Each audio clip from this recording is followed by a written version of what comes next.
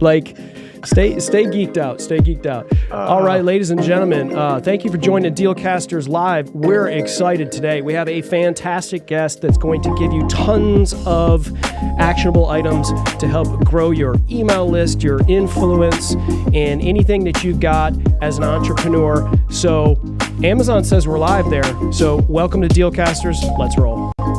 People of planet Earth, welcome to Dealcasters Live. My name is Chris Stone. I'm at Cast Ahead, and the gentleman on the right side of your screen doing marketing the Marine Corps way, Lieutenant Colonel Jim Fuse. How are we doing today, man? Well, Chris, I'm extra excited because we're doing a mad scientist experiment, and it is working. Not only are we live on all the tubes, as we like to say, but we're actually live on Substack. We have another tube. We have another tube to stick our content in.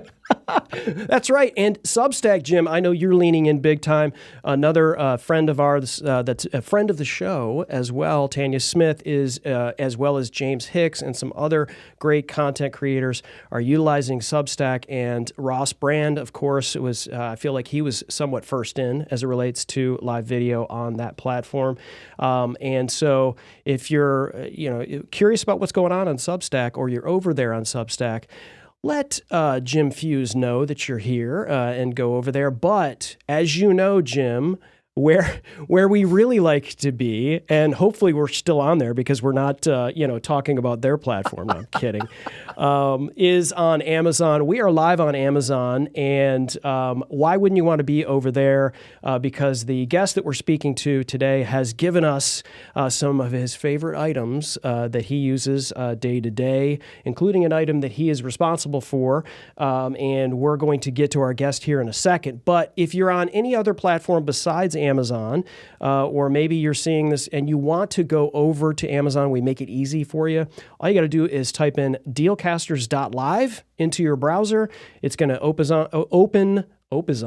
It's going to open the app on your browser or on your mobile device, and it'll take you right here where we have the amazing Paul Gowder here today, Jim. I'm stoked because our friend Jeff C., who is also a friend of the show, been on the show a number of times, introduced us to Paul, and he mentioned in passing, hey, you guys really need to touch base with Paul. We met him at Podfest, and then we found out just how impactful that community is. Jim, I know you're in a mastermind with Paul as well, I believe, and yes. We're all just big fans of his content, and I'm really stoked to get into it. Jim, I know he's impacted you as well in your journey. So before we introduce him, a few words about Paul. Well, I mean, Paul is an amazing human being. I mean, what he's doing for the Native American community, what he's doing for content creators. I mean, the stuff he teaches you about email, like you said, right? He's now the silver button guy. And it's funny, right? Because he's got so many email subscribers, something we couldn't even imagine. He's like, well, what do I do about my, 100,000 subscribers if I want to move them somewhere else? It's like, well, that's a nice problem to have. nice right? problem to have. Right. But he's also, so here's a couple little fun facts about Paul Gowder that you may not know. And I just found this out the other day. He is a disc golfer. Okay. And he's also, as we know, a bourbon aficionado. So I knew that was coming. Yeah. Why so I that mean, was coming? what can you say bad about the guy at this point? You can't. So let's just go ahead and introduce this man. We're pumped to introduce you to the amazing Paul Gowder, the genius behind powwows.com, who has grown a massive online community while still making time for 42 Disney trips with his daughter. Paul's about to drop some serious wisdom on building a business that serves your life, not the other way around. So get ready to chop it up with our friend Paul Gowder. Welcome aboard, Paul, to Dealcasters. Oh, thanks, guys. I really appreciate being on seeing the introduction and all those other faces, and just to be among them. Hey, I appreciate it. I'm honored. This is fun, man. We're gonna put you on that wall. We're definitely gonna put you on that wall. So speaking of putting things on the wall, sir, and Jim, referenced that a little bit. Congratulations on being able to put that big silver button on your wall. You got it handy that you maybe. Yeah, right? I can see it. There it is. There it is. There it is. Yeah. Oh man, that's awesome. And so, I wanted to sort of set the table for our viewers and for our listeners because, like I said, Jeff C. mentioned you and mentioned powwows.com and said, you guys won't believe what a massive community that Paul has curated and founded. And I was like, okay, yeah. And I heard that, right? And I'm thinking, yeah, well, let's see. He's got a couple thousand here. He got maybe a couple thousand here. So if you would indulge me, sir, I'm going to set the table with our viewers and listeners who, maybe don't know what you're responsible for and what an actual big deal that this is. So powwows.com, by the numbers, it's been 25 plus years since you founded this. It is North America's largest Native American digital hub. Live streaming events like the Gathering of the Nations, which has 4 million viewers. You just, again, we mentioned 100,000 YouTube subscribers for the silver button. Congrats again on that plaque. 30 million plus views globally, covering 161 different countries.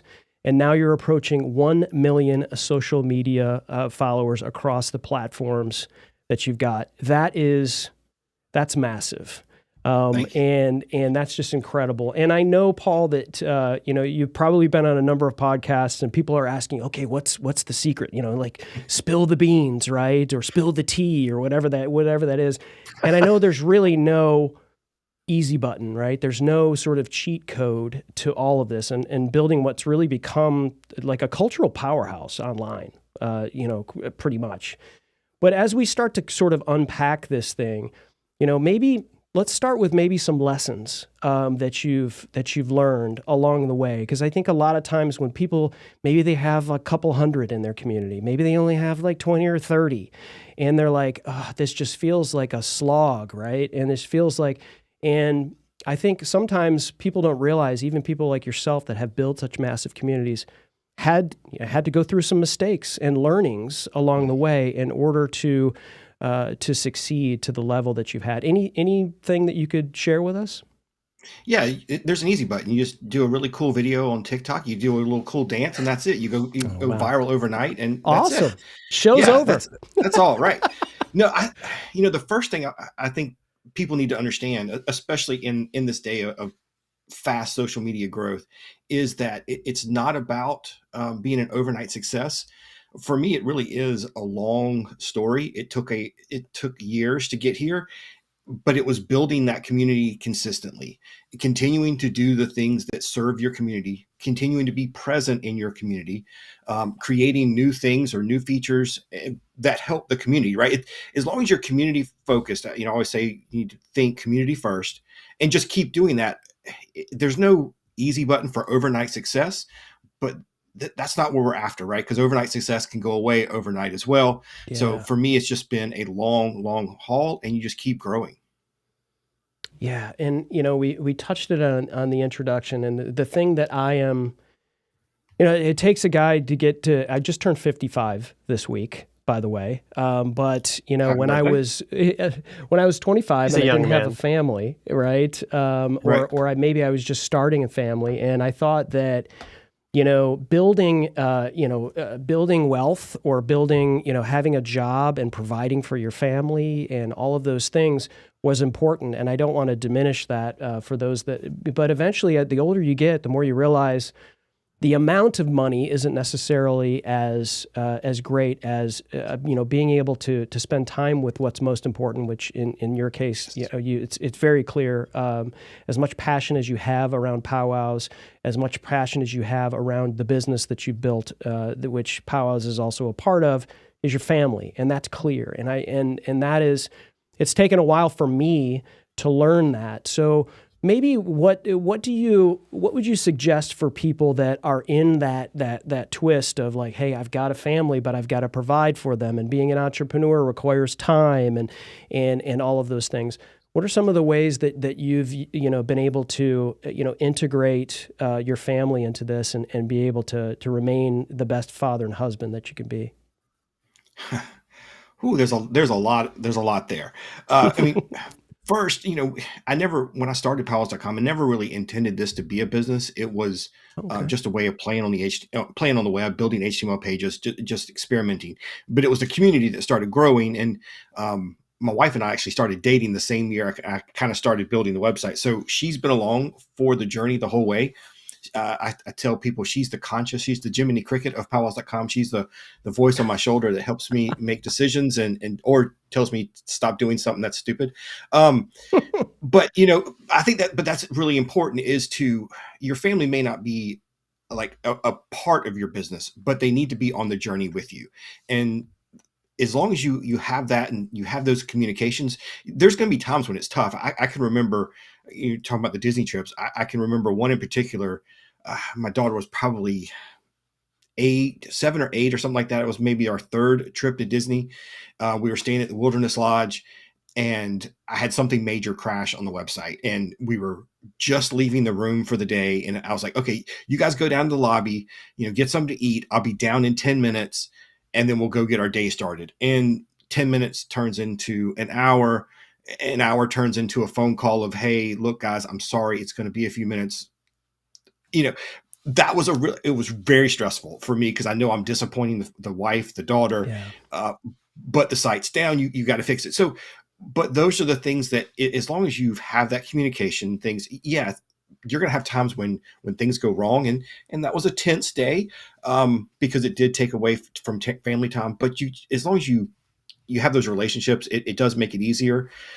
For me, the other part of that was, I've only been full-time with Powell's.com for about 3 years. I worked in state government for South Carolina for 26 years. Okay. So for me, this was a side hustle until just recently. And doing all those extra hours, and that's kind of where the travel came from, is like, if we're going to do this as a family, right? If we're going to make these sacrifices, if I'm going to work nights and weekends and, take my lunch hour and do the extra work, right? If I'm going to do all of that, why are we doing this? And it wasn't necessarily to, build wealth and to, whatever. It's okay, if we're going to do these, because it wasn't, at the time, it wasn't just Powell's.com. I had all kinds of side hustles, right? Because, 15 years ago, Powell's.com wasn't making a whole lot of money. We're still not, I'm not Pat Flynn or anything, but, right.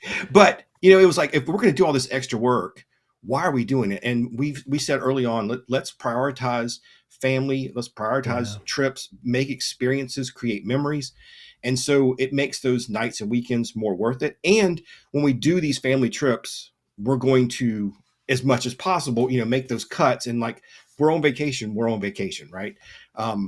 Unfortunately now with the internet, and it's on ships, and it's sometimes it's a little harder nowadays to cut off. It used to be we could get on a cruise ship and there was no internet, so it was definitely a break. But yeah, those are the kind of things that we did early on as a family, is have those conversations, set the expectations, and then decide as a family, is like, okay, here's why we're doing this. And so it makes it easier when you do have to make those sacrifices. I love that you talked about your wife being the Jiminy Cricket, and I immediately, my mind knows exactly what you're talking about on your shoulder. And I think it's important for those that are listening and watching at this point that, we're, a little bit longer in the tooth than a number of people who are, really digging deep into YouTube and podcasting, and, it may be a side hustle, right? But you just, it's, you never look back at things and go, boy, I really wished I had, built another 2,000 people on my email list. You look back and say, man, I really missed that opportunity when my daughter was doing this, and this, and this. And as fathers, as mothers, as anyone who is a part of partnerships, has families, it's so important to remain grounded in that, and it's not easy. It certainly is not easy. And I've for years worked at Sony, and I got tied into that until everybody around me in Atlanta got laid off, and I was the only person left. And they were like, "You're coming to New York," and I said, "You know what? If I do that, that's going to put such a strain on my family." And I was able to stay aboard for as long as I could until I said, you know what, I'm gonna start another business. And that is so important because I'd never missed a soccer match, a play, like all of those things. You know, your daughter, who you took to Disney 42 times, will remember that. And so let's talk about that because, you know, and is that, you know, 42 times while you're building this thriving business. You know, maybe there's a framework in there, but you know, how did you do that? Because you do have a passion, obviously, for the park and that, but still doing that stuff. 42? How many times a year is that? I'm not good at math. There was one year where I think we went 9 times. So what we did, because I work state government, I had most of the same holidays as my daughter's school, right? So President's Day, Labor Day, all those little 3-day weekends, we would just get in the car and head down. We had annual passes, and so it made those little 4-night trips or 3-night trips, sometimes 2-night trips. It made those easier because we already had the passes, and that's what we did. You know, it was, and especially early on in my daughter's life when my wife and I, we were working a lot of side hustles, but we weren't making a whole lot of money. So we could, you know, a 1 day or 2 days in the park was a lot easier for us to afford than going for a long vacation. And we worked up to do more things, but that's what it was. It was, what can we do this weekend, you know, to make the most of the time we have? And we would do that. We did other things too. You know, we went to the mountains and, you know, went to the beach or, you know, explored other places. But and at some point in late middle school, early high school, my daughter had you know, I think she counted up and she had 20 something trips. And she's like, I really want to have at least 40 trips before I graduate high school. All right. Awesome. Well, there's that's the goal. Let's go. Yeah, let's go. Oh man, that's amazing. Jim, I know you had a question, man. Yeah. So Paul, I mean, what you've done is amazing. And so I guess part of my question goes to, I know you live stream these powwows. Now, Right. Was that your background? Were you a video guy, or is this like me and Chrissy, like, hey, I want to learn how to do this? And then second, what did you find were some of the biggest challenges? Because, you know, from what I understand, when you're doing these powwows, it's not like you're down at the Cobb Galleria. You're like out in some very remote places at times. What are some of the things that you've learned? And I guess I'm sure that's been right. You got better the second time and the third time and things like that. Tell us about that story. So I had no video experience. I'm a photographer, old school. I shot Minolta cameras in middle school, high school, right? So no video experience. We started, our first live stream was in 2004. And it was, I actually had a part of the community, a mother-daughter called me. They were very active on our forums back then. And they called me like, hey, look, we go to a lot of rodeos out here in Oklahoma, and they're starting to do this live streaming thing. And, you know, it was a little tiny box of videos. Remember what the resolution, but it was terrible. She's like, I think you could do that, right? You could stream something. I was like, I have no idea if I could or not. They're like, well, we're in charge of a powwow this week, you know, coming up in June. If we fly you out, can you come out and stream it? I was like, sure. Okay. And I spent the next 6 weeks trying to figure out exactly how I would do that. And back, you know, in 2004, I literally had to build my own streaming servers, you know, at least dedicated servers, and installed Windows Media Player and server. And it was very complicated, running like Firewire cameras into the laptop, crazy setups back then. And now we're able to, you know, we've got Starlink, so we are able to stream out in fields. It's in places we powwow now, they have great internet. They have infrastructure for it. But in the beginning, I mean, we would show up places and they would have no idea what we were even talking about, let alone how to actually watch the video. So it's been really fun to see how it's grown over time. And our big live stream coming up for Gathering Nations will be the last weekend in April. It is the biggest powwow of the year. They get somewhere around 100,000 people in person, nice. 3,500 users. So if you're out there and want to watch something just incredible, Gathering Nations weekend is the powwow to watch. Yeah, and for those of you Wow. that are watching, we have the 2024 Gathering of Nations up on the screen, and the YouTube channel is powwows.com. And of course, powwows.com is the central location for that and all the social media and everything else. I'm curious, again, now we're getting into the nerd stuff, right? So Yeah. when now there are you going to each one of those? Do you have a team of people that are there on site? Like how does that work from the back end perspective? Because I've seen you like live from your location there in South Right. Carolina, but like it's being piped in from wherever else that it's. Do you have a team of folks that you work with? All of the above. So Okay. I do a live show here from my office each week on Thursday nights. As far as the powwows go, so I have myself, and then I have two teams that travel. We have a third that he's said he might be stepping away, but it looks like he's coming back. But yeah, we have some teams, and they go out and do some of the live streams. And sometimes I'll go with them now, sometimes not. When I was working full time, it was just me going to all these powwows, and literally, I had a good relationship with the people there in my office, and they would let me take leave. And then I ran out of leave, and they started letting me take leave without pay. And for years, that's what I did, and I would save my vacation so that we could actually take those Disney trips. So I would just not get paid for the week I was gone for Falls. So now what we do is, and then the other thing, before I get to the teams, the other thing we do work with several powwows, maybe 4 a year, that have their own team.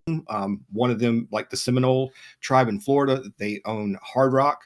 And so they have a pretty big production team down there at the Hard Oh Rock yeah. Casino in Hollywood, Florida.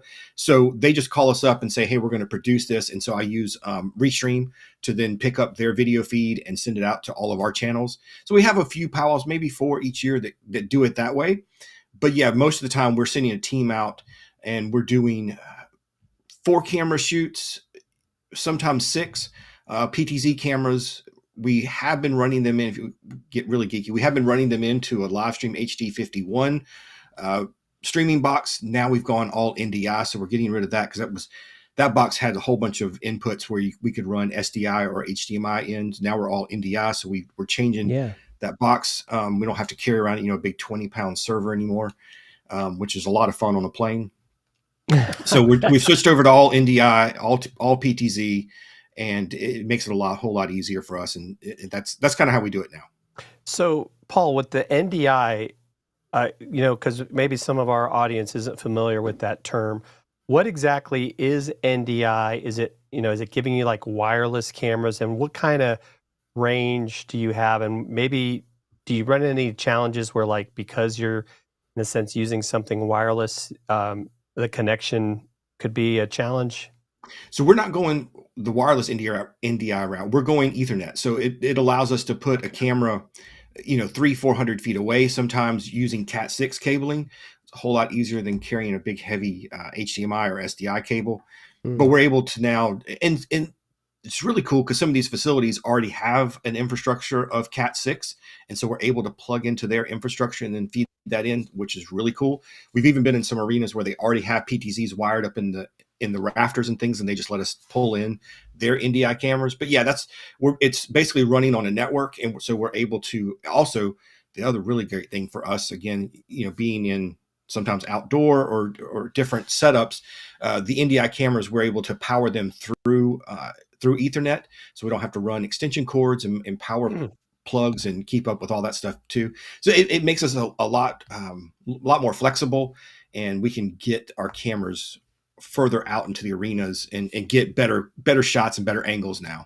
Yeah, it's incredible. I'm sitting here pulling up this stuff, and I'm like, the footage is incredible. Like it's not, and it's not just the quality, but quantitatively, going back and seeing this stuff, it's like my squirrel brain is just going nuts right here. Like how on earth you can see some of the tech folks, in the shots, kind of walking around. So you've got the folks mobile, kind of like trying to get on the ground shots, and then you've got some wide shots. There's a lot of planning that goes into this. Yeah, let me tell you, Gathering of Nations is a whole different animal than what we normally do. Okay. They are a huge operation, and we partner with them to do the live stream. we're very fortunate when we roll in there, they already have a full production team running the cameras and audio. Right. And we're talking, they probably have 40 people on that team that's doing all of that. Wow. And we take their footage and stream it.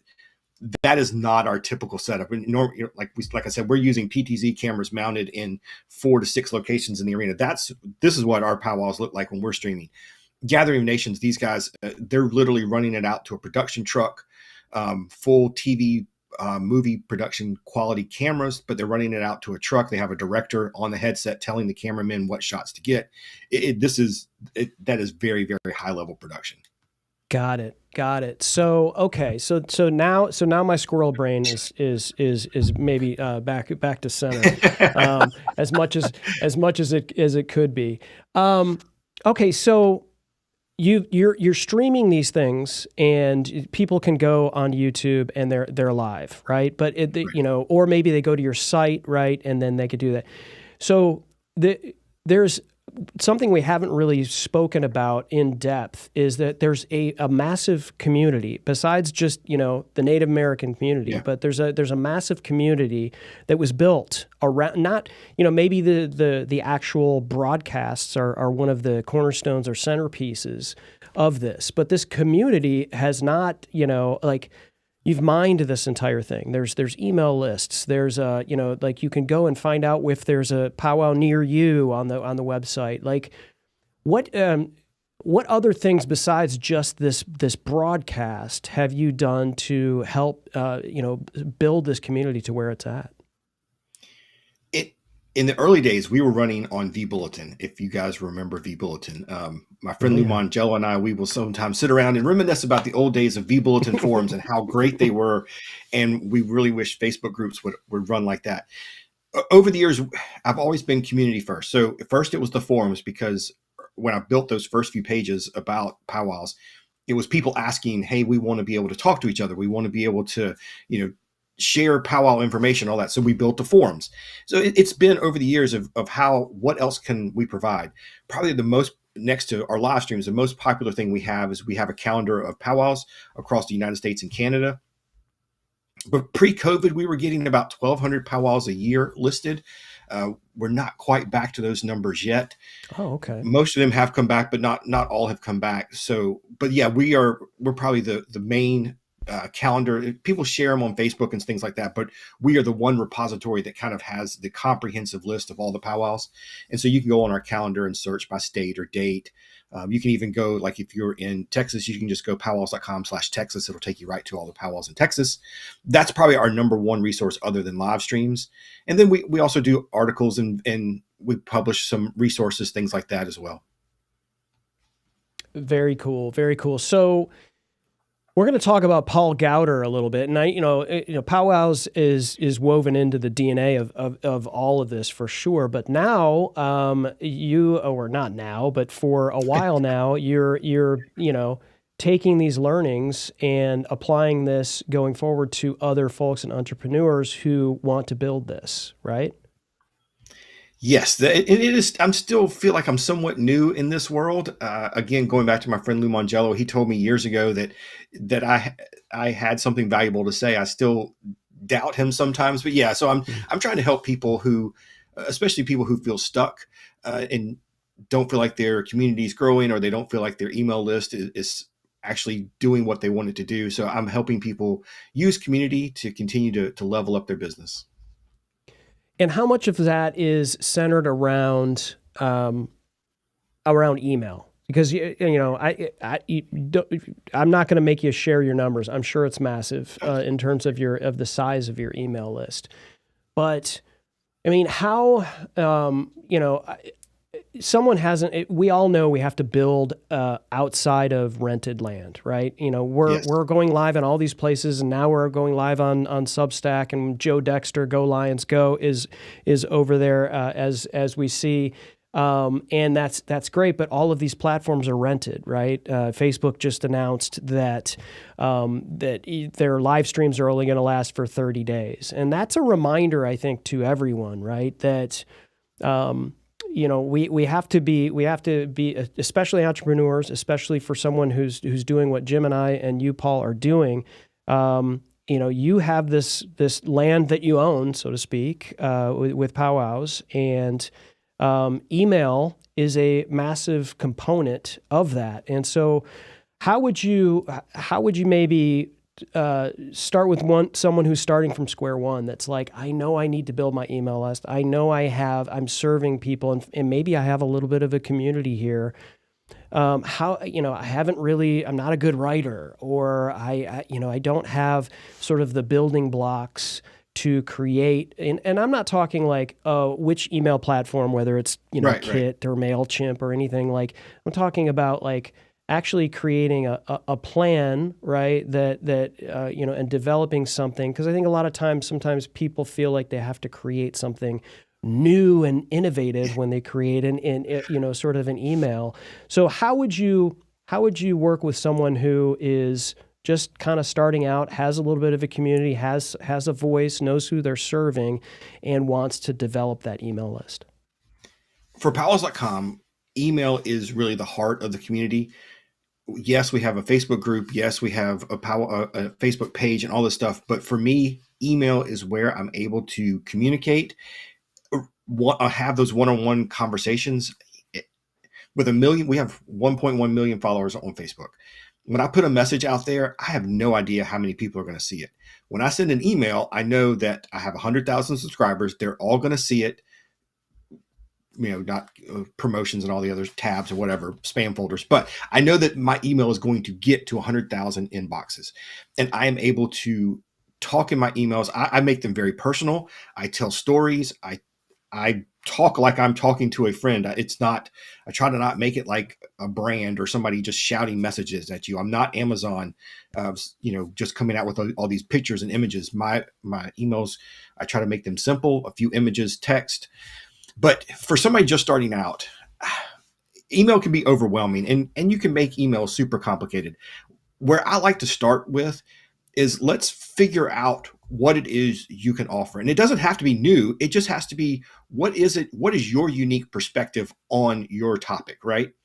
And so for powwows.com, one of the things that I started early on is kind of our email opt-in, our lead magnet, if people like to use that term, is we have our powwow calendar, right? So my offer to get people on the email list is, hey, look, I will send you updates weekly about powwows so that you don't miss out on any that are happening in your state. I will help you find them. All you have to do is subscribe, powwows.com/powwows near me. That is your offer. You don't have to build some complicated ebook or this fancy PDF. What is it that you can deliver? And then on your first email, let's not worry about what we're going to send each week and worry about these, all these future emails. Let's build out a way to deliver on that promise that you just made of sending them powwow updates.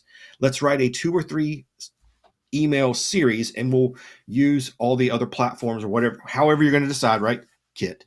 And we'll automate that inside of Kit, and we'll deliver that message. That's the first thing you need to do in email. Let's figure out what your offer is.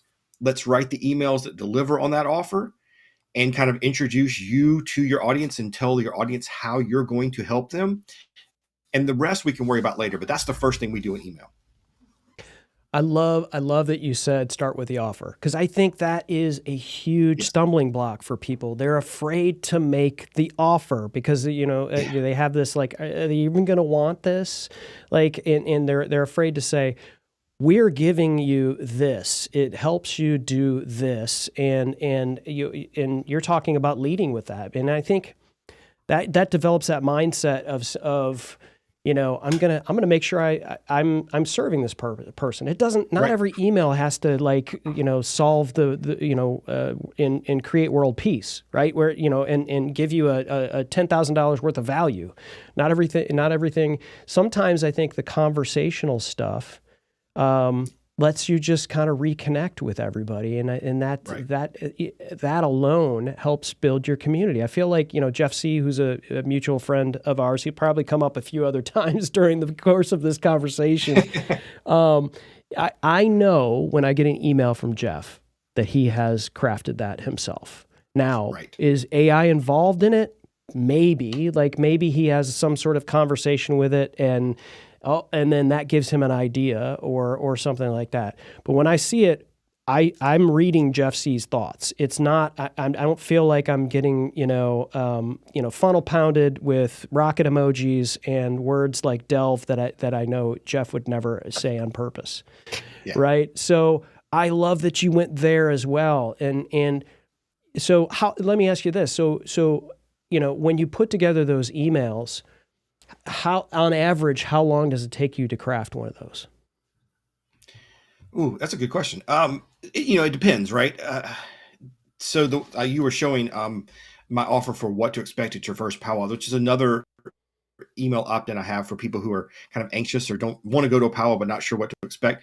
That's probably, I can't remember exactly. I think that's a 10 or 12 email series. So that one, the initial writing probably took me a few hours. But here's the thing: it is if you get it wrong or if you don't like it, these things aren't set in stone because we're not making a PDF. We're not making some kind of ebook. We're putting all of this in text and email. So if we want to change it later on, it's okay. I would prefer to get my first attempt out there. I'm not quite as far as move fast and break things with Facebook, but I'm also, let's not worry about being perfect. Let's get good value out there and start delivering on that promise. And we can hone it in later. We can add more emails later. Let's at least get that going. And so they take me a little while to write, but it's that, it's time ahead. And then you get the time back on the end because once you build that system, it continues to work for you. And then let me give you another example. On paulgowder.com, I have a video on the tools I use to grow my email list. And instead of putting it, I do have a couple of emails that talk about it, but the primary source of giving that information is a YouTube video. So if you go to paulgowder.com/email tools, that'll get you to sign up to my email. But then what I'm going to deliver is a YouTube video. And, we're talking to guys here. I hope most people watching are probably in video or have a podcast or something and feel a little more comfortable delivering this way. You can still incorporate that into your email delivery and executing on that promise of whatever that offer is. So you can add video in here. I think that's a really great way too to personalize this stuff. And it's just your unique taste. If somebody's coming to your website or your social media, they're not wanting to hear from, let's go to Pat Flynn. They don't want Pat Flynn's take on it. They came to you. They want your unique background, your story, your whatever makes you you. They want your take on it. So give it to them. Yeah, Paul, and we've talked about this some in the mastermind, and it's definitely been eye-opening for me. But, could you talk to us about welcome sequences? Because I think that's the other thing. It's like, oh my gosh, I got Chris to sign up for my email list. Now what? And Right. I think it's that one of those things that we've talked about. It's like we overcomplicate it. So Yes. could you tell us, what are your recommendations to people with the welcome sequence? So again, I'll go back to the first thing I wanted people to focus on when they're building their email and starting out is, what is your offer? Let's deliver on that offer. And 2 or 3 emails on that. And that is, here's the value. I'm giving you what I promised you. The second and third email are going to be a little more of, here's how I can help you, right? After they finish that is where I like to take them into the full out welcome sequence. And what I think is really cool, if you build a welcome sequence, you can have multiple offers that then feed into one welcome sequence. But let's not make it too complex and let's not overthink it. A welcome sequence is really just your elevator pitch. Most of us out here can walk up to a stranger and tell them what we do and why we do it and who we do it for. Well, there's your welcome sequence. Tell them who you are, what you do, why you do it, and why they care. And we can change the order, right? Maybe we want to put why they care and what it's going to do for them in the beginning, and then more about our background later on to add social proof and to kind of, prove that we know what we're talking about.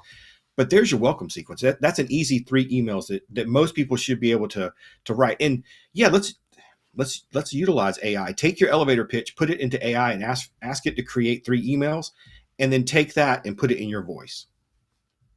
Boom. All right. So we're not anti-AI here. And No, I do, not at all. yeah. And I do love that. I do, because it's like, people struggle with the blank page. all the time, and this is where this really just kind of gets you off the blank page. Just realize that anything it's spitting out to you might be lying to you, right? Or it might not be in your voice. And, our pal Dave Jackson, who all three of us know, School of Podcasting, shout out to School of Podcasting. He's like, do you want to know the best prompt I have? And of course, everybody's like, yes. You're Dave Jackson. Tell us your best prompt. And he goes, it's make it better. So he'll get something and he'll just say, make this better. And he said 9 times out of 10, it's like absolutely better. And he says, again, you're adding yourself in the human loop. And I love that you went there. So this is incredible that you've learned all this stuff, but your batting average is not 1,000, right, Paul? No. So over 26, 27, however many years throughout this thing.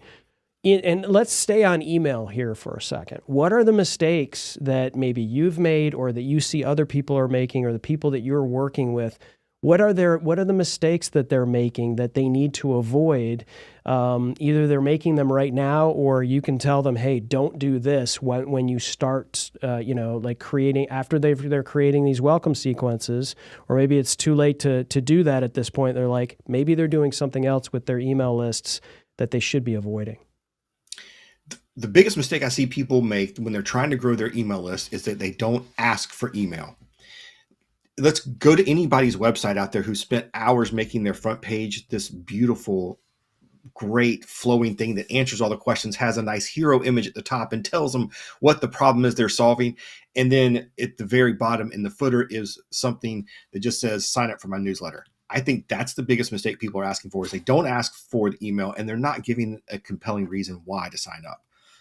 I've audited so many people's email or websites, and that's exactly what happens is they don't ask for email. And then you can use tools like, if you go to that paulgowder.com/email tools, one of the tools I love is this thing called Grow that Mediavine put out, and it will put your opt-in automatically in WordPress. It will just insert it into your article and make it nice and pretty. And you can even do complicated things like making it show for different WordPress categories, different ones. Anyways, it's so easy now to get an email opt-in on your WordPress pages. Please do that. That's number one. 2, let's talk about podcasters and TikTokers. Please. How many times have you heard on a podcast, the call to action is, hey, go like and subscribe us on iTunes, on Apple Podcast. Make sure over on Spotify, you click click whatever. And then on YouTube, hit the thumbs up button and make sure you click the bell icon. Oh my God, the litany of call to actions that we have on these podcasts is crazy, right? The call to action should be whatever it is, that offer we created that we're going to put on our website. That's your podcast call to action. Is in like the one I use on powwows.com is like, hey, are you a first time visitor? Are you nervous about going to your first powwow? Are you worried about what to bring, what to do? Just head on over to powwows.com/powwow101. I'll give you a free email series that'll tell you everything you need to know before you go to your first powwow. That's a podcast call to action. Okay. You know what? I'm glad these things are recorded and I don't have to sit here and scramble and write notes like crazy. Because, the number one problem, I'm raising my hand, guilty as charged on castahead.net. Absolutely. And of course, I just went to powwows.com/powwows101. It redirects me to a spot on your website, which is fine because you're using redirects, which is absolutely smart. You're right about podcasts in terms of like, again, back to the rented land. Why would you send someone to and list 17 different podcast platforms that they might be able to, just have them go to one spot. And when they get to that spot, you're delivering what they want and they can choose where to go, right? If you say, hey, we're on Apple Podcasts, Spotify, YouTube, and then name, 1 or 2, it doesn't matter. No one's listening after the first slash or the first dot. So just tell them one place to land. I love that. I love that concept. It's why we are big fans of Podpage and why we just say, hey, if you want to go to our podcast, here's where it is, right? And if things, and for those that are just listening, because we do repurpose this into an audio podcast, we're popping the stuff up on the screen, and all of these things that Paul is talking about are in the show notes below. So if you want to, go to the email tools that Paul's talking about, that he's mentioning, all of these links are on there. So if everybody right now is like, "What did he say?" I'm trying to write these stuff down. We've got it all in the show notes. All the URLs are everywhere, and all the tubes. Maybe not in Substack yet, Jim, because we haven't figured out how to tuck that stuff there. But we will, ladies and gentlemen. And God, I'm getting tons of stuff already. This has already been tremendously valuable. And for those of you who are on Amazon, we've got a few people on Amazon, and we also do have our friend over here, Sue Ann Babbitts, who says, "Right Mix for Business" by Sue Ann. Great show, guys. Thanks. Great to see you, Sue Ann. We've got Mitch Jackson watching from Substack. Dr. Hicks is there. We've got Rocco Radio Sports and Marco Novo. And I will say, Rocco Sports, love the funnel pounded with rocket emojis. That's the line of all lines right there. Yes. Yeah, stick around. I got more knucklehead lines for you. Yeah, Paul, man, this is go, please. I was gonna say, I want to go back to a couple of mistakes too. Please, before we get too far further. Here's two stories that have happened to me where I feel like I messed up. One of them, I kind of had a backup, so it was okay. But the first one, when I had the Powells.com podcast in the early days, gosh, I don't remember. This is maybe 6-8 years ago when Facebook had podcasts and Facebook had a podcast player. It was fantastic. I did nothing for my podcast except record it. And because I had a big Facebook page, Facebook would take my podcast and send it out. I was getting 15 to 20,000 downloads per episode doing nothing, right? Facebook doesn't have a podcast player anymore. Nope. I lost all of those downloads and was never able to recover anywhere close to that many downloads ever again. And I didn't do a good job of making the call to action, getting them somewhere else other than Facebook. Another one, this happened last November at a Facebook group where we let people buy, sell, trade different types of Native American regalia or craft pieces or whatever. We had 85,000 people in that Facebook group, and Facebook removed it overnight. Gone. It's non-appealable. The whole thing's lost. Now, I had been making one of the questions to join the Facebook group, hey, if you want to subscribe to our email list, give me your email. And I have a tool that goes in and grabs those automatically, puts them into my kit. So I did have a bunch of the people from there. But again, we don't know what these social networks are going to do. Right. Please don't build your whole business on a social network without having your email. There's only two things that we can control right now that we can own, and that's our RSS feed for our podcast and our email list. So make sure you grow both of those and control them. God, that's so good. That's so good. And I'm glad that you were vulnerable there in sharing that. Yeah, thanks, Zuckerberg. It's so true. And I think right now there's a real battle. I don't know if battle's probably not the right word, but there's a lot of people that are, standing on a hill and talking about RSS feeds, and it's for this reason, right? So, YouTube is a fantastic platform and we love it. And, there is, revenue sharing and AdSense, and there's a lot of community things that you can do to build there. And obviously you've built, you got a silver plaque behind you and you're, above your left shoulder. And so that's all well and good, but it still is another platform that you don't necessarily own. And so I think if you kind of keep that mindset, I'm going to use a biblical reference, a wise man built his house upon the rock, and the foolish man built his house upon the sand. And I think we have to keep all of that in mind, and being able to build that content on that rock, on that .com or .whatever that you've got, and your RSS feed, your podcast is important. And so if you say, hey, I just launched a podcast on YouTube, and how much sand is in that foundation, right? We don't know. And I think it's important. We have no idea. Yeah. Whew. So, okay, here's a little, This is the Chris gets free consultation part Sure. of the show. No, this has been, you're getting free consultation for everybody who's doing it. And for those of you who are watching, go to paulgowder.com. The other thing is paulgowder.com/email tools. Is that right? Yes. Okay, email tools as well. But the other thing I noticed with a lot of the content that you're doing is you do giveaways.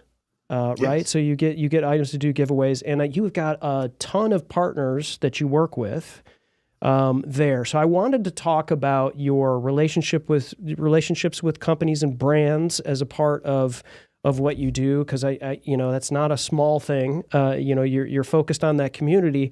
So Right. let's talk about how you work with brands, how you make decisions with brands that you're either approached by or that you're approaching, and maybe some how you sort of orchestrate your giveaways in serving in your community in that way.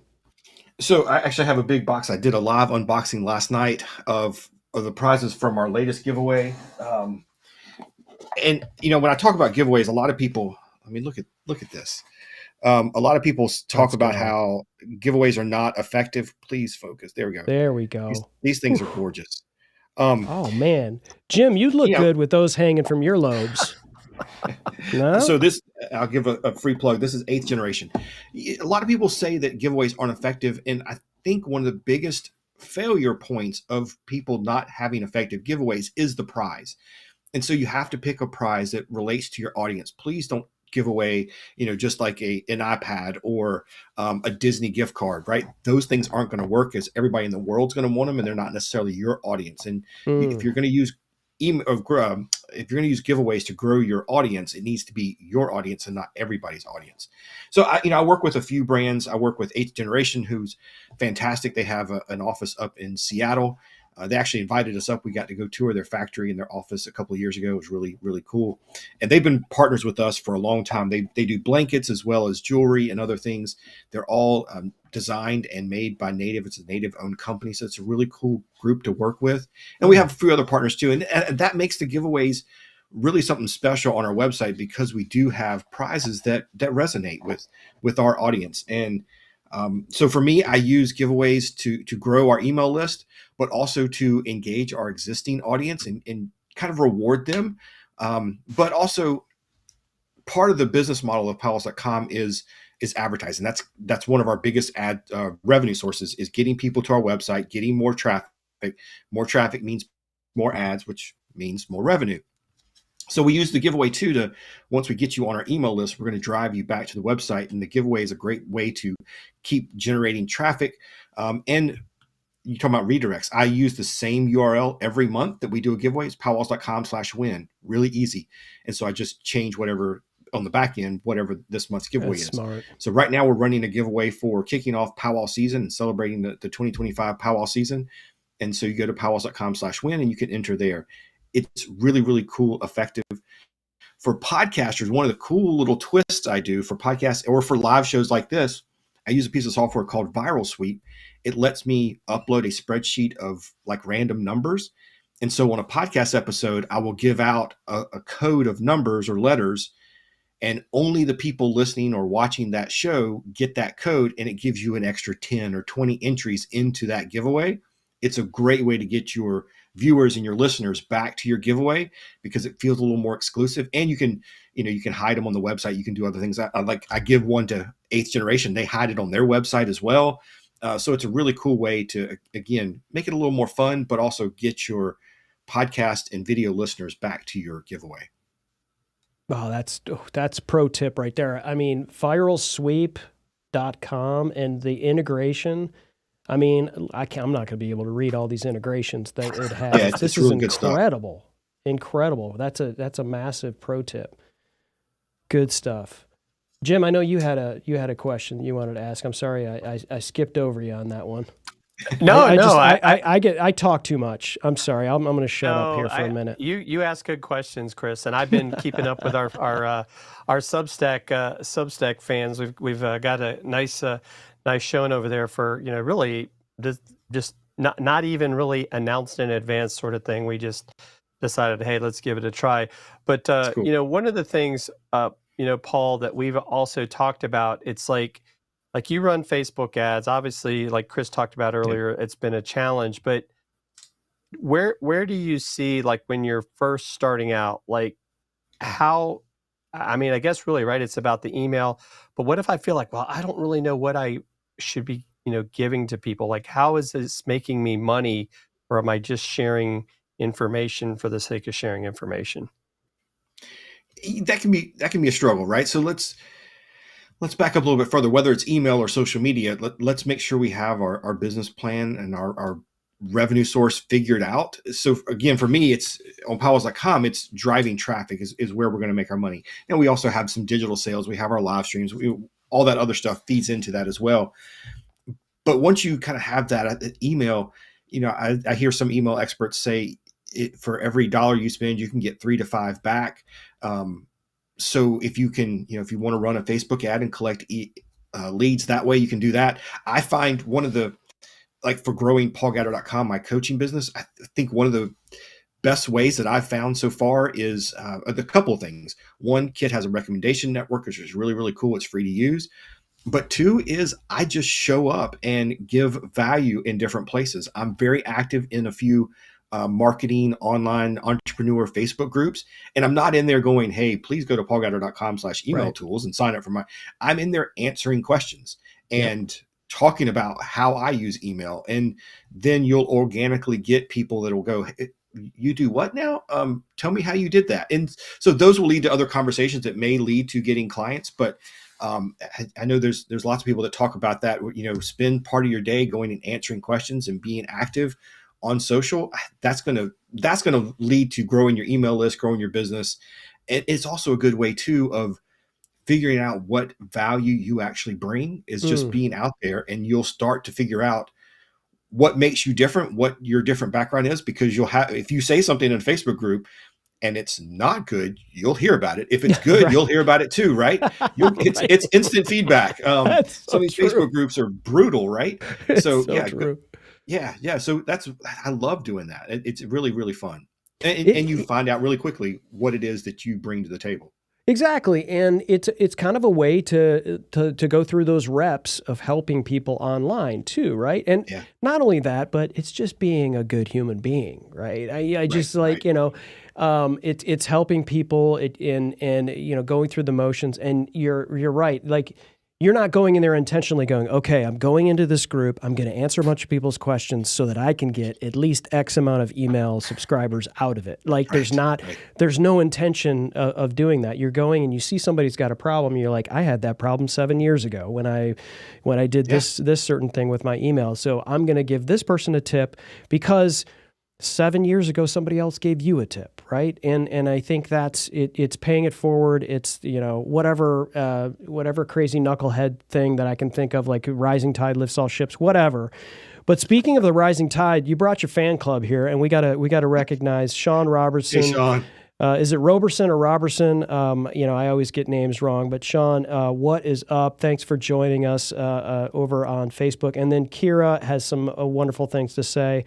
Kira says, I think Paul has such a great system of testing things on organic and paid social and then optimizing what works. Yeah, I can't believe the amount of value that you bring to Paul Gowder's community as well as the Powwows community. And this has absolutely flown by. The best shows are the ones that I'm like, dang it, I gotta end this thing. But before we end, Paul, I definitely want to roll this over to you to give sort of the last words and encouraging our audience. I want to encourage anybody here before I give the mic over here to Paul. Go to paulgowder.com. And check out what he's got going on, and paulgowder.com/podcast as well. Paul has an email that will help you, or a paid email that will help you as well. That link is in the show notes. It's powwows.dealcasters.live. That's something that Paul has allowed us to share here on this as well. And of course, the email tools, which is paulgowder.com/email tools.